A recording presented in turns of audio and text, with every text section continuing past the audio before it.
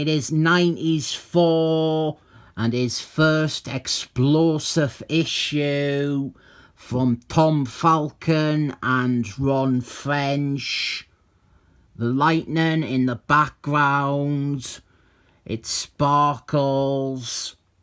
This character, he had been the star of Thor's comic for a few years, but then the real Thor came back, and so he spun off into his own explosive ongoing series.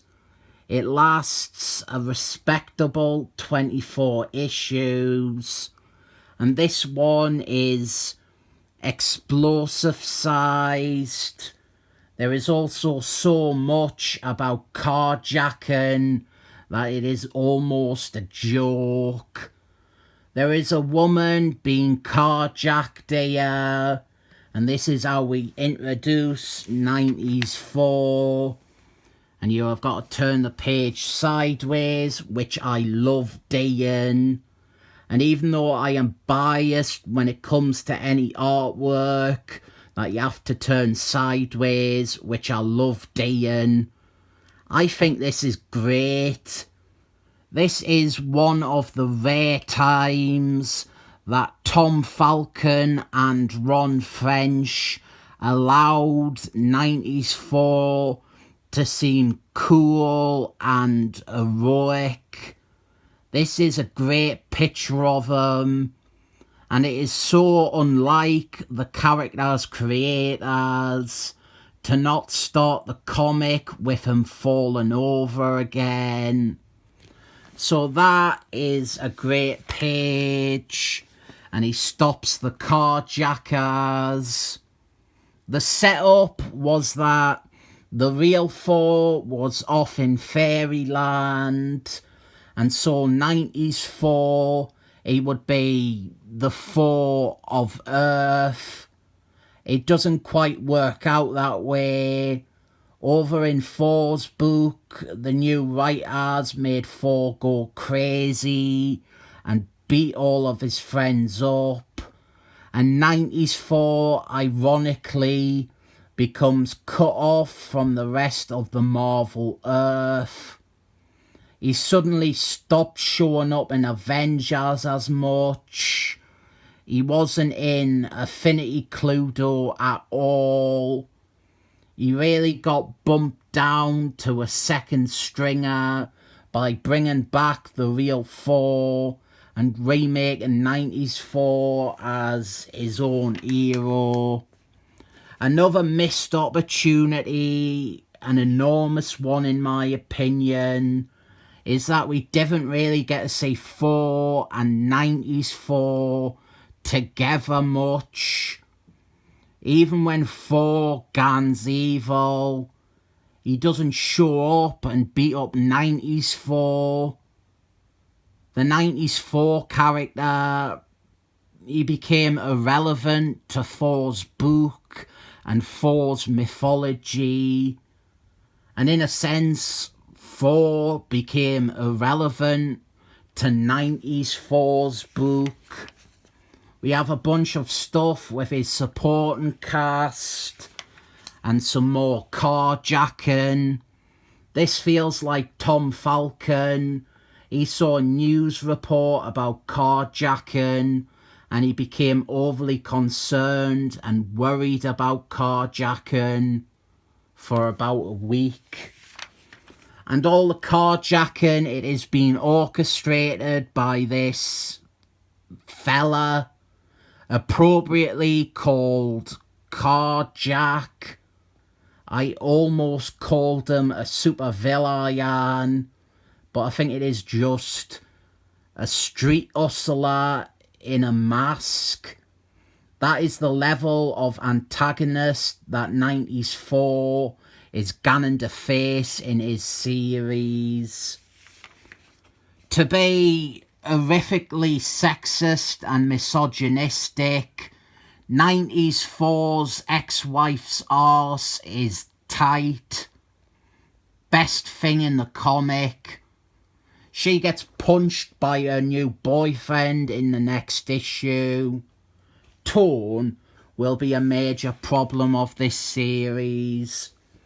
So here is 90s Thor's major nemesis, Golden Axe.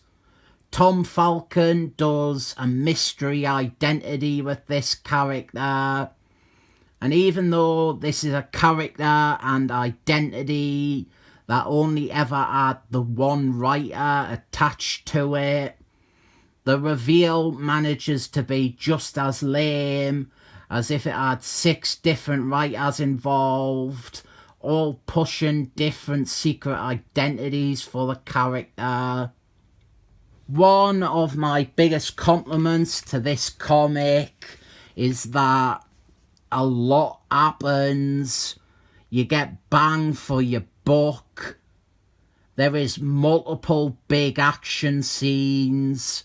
There is a lot established and told in this issue. And here we are getting onto our first big action piece. It is 90s Thor versus Golden Axe. And you have got to turn this page sideways, which I love doing. This is a good fight and a great one for a debut issue. It is 90s Thor though, so he gets beaten black and beaten blue. He gets trounced so bad that afterwards he suddenly gets a real craving to redesign his costume. I cannot imagine any possible reason why he would want to disassociate himself with the look of the hero who just got pummeled by Golden Axe. Then we get around 2 of this.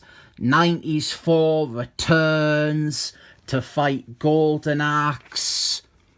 Surprisingly, this isn't across 2 pages that you have to turn on this side to read. What a shame. I love when they do that. This is his new look. It's not much of a redesign.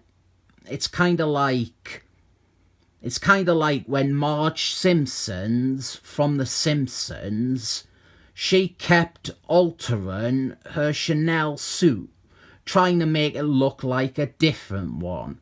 It looks like he has done that. What do people think of 90s Thor's look? I am completely indifferent to it and I have no opinion towards it.